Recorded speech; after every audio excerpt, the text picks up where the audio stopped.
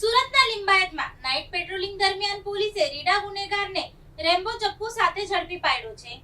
Nawanagar underpass નજીક પોલીસે કાર્યવાહી કરી હથિયાર કબજે લીધું. સુરતના લિંબાયત પોલીસ દ્વારા નાઇટ પેટ્રોલિંગ દરમિયાન મળેલી બાતમીના આધારે એક રીડા ગુનેગારને રેમ્બો ચપ્પુ સાથે ઝડપી પાડવામાં આવ્યો છે.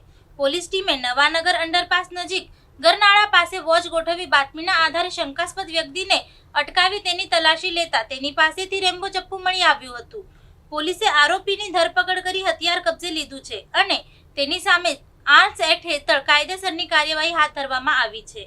પોલીસે આરોપીના અગાઉના ગુનાહિત રેકોર્ડ અંગે પણ તપાસ શરૂ કરી છે. નાઇટ પેટ્રોલિંગ દરમિયાન પોલીસની સતર્કતાને કારણે આ કાર્યવાહી સફળ રહી હતી.